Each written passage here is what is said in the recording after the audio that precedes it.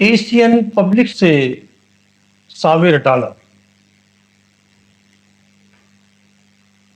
खालिद उमर को बेल ना देकर एक चर्चा का विषय बन चुका है। आज हम इस खबर को पढ़ रहे हैं, लेकिन दिल बहुत दुखी है कि इंसाफ का गला घोटा जा रहा है, कानून की धज्जियां उड़ चुकी। 5 मुस्लिम नौजवानों को बेल ना देना संविधान की तौहीन है, मानव अधिकारों का हनन है।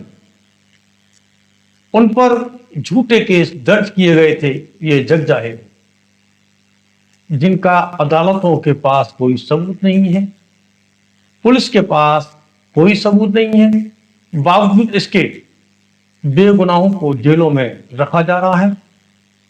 बेल देना मानव का अधिकार है। भारत में कानूनों की धज्जियां उड़ाई जा रही हैं, उन पर अत्याचार किए जा रहे हैं, बगैर सबूत के उन्हें जेलों में जबरन रखा जा रहा है। उन पर दंगों का आरोप है। जब ये 5 नौजवान दुनिया में पैदा नहीं हुए थे, तो देश में दंगे कौन करवाता था? उन दंगों के दोषियों को क्या सजा मिली? ये दंगे मंत्रियों ने करवाए थे, ये भी जमाना जानता है। अब दंगे पावरफुल जो संगठन है, जो कट्टरपंथी हैं, जो मुस्लिम विरोधी हैं, वो इसको अंजाम देते। जो 30-40 मुसलमानों को अदालतों ने छोड़ा है, बेल दी है, वो मुकदमे पुलिस ने एक प्लानिंग के तहत दर्ज करवाए थे। वो अधिकारी जांच के घेरे में है, अदालत ने इस पर टिप्पणी की। अदालतों ने पुलिस प्रशासन पर गुस्सा जाहिर किया है और कहा है कि ये मुकदमे झूठे हैं,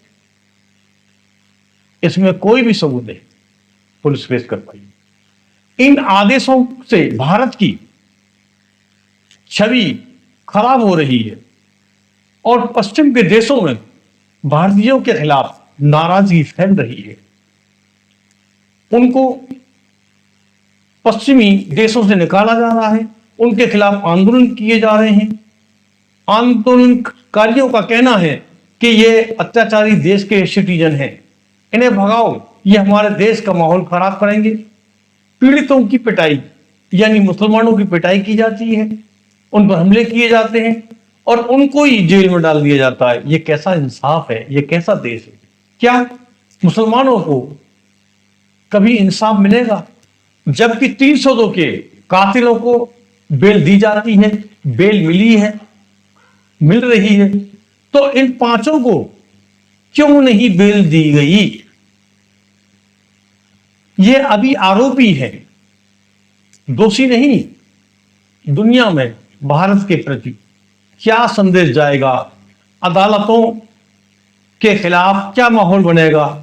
दुनिया में इसका मजाक उड़ाया जा रहा है कि भारत में कैसी अदालतें हैं जो फाइल पेश नहीं की जाती, जरे नहीं होती, दलील नहीं सुनी जाती।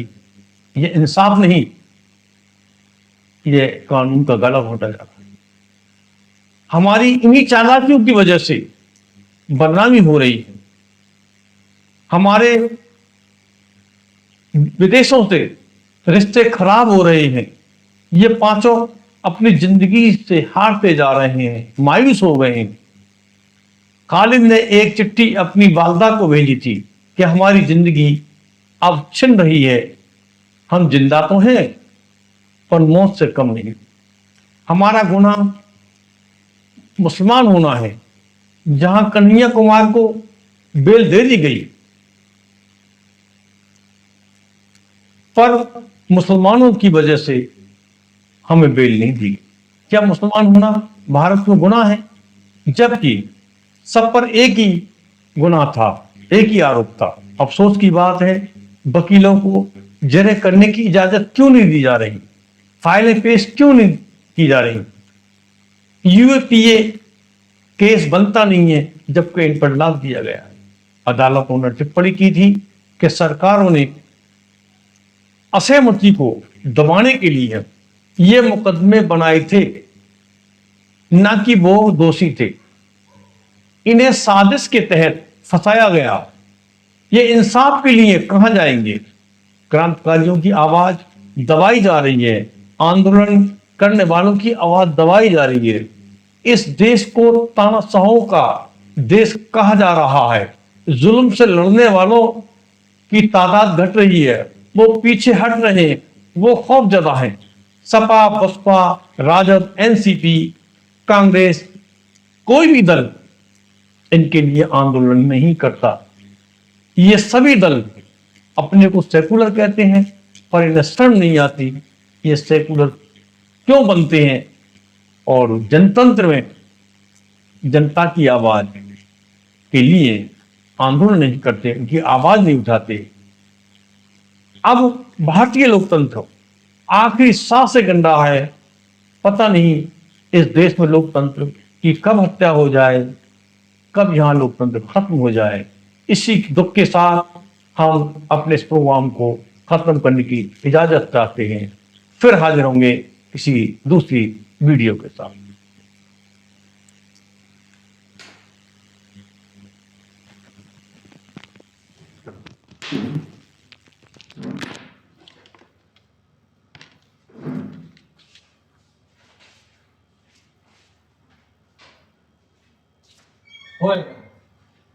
इसमें 500 को डाल दो, सब्जी का काम होगा।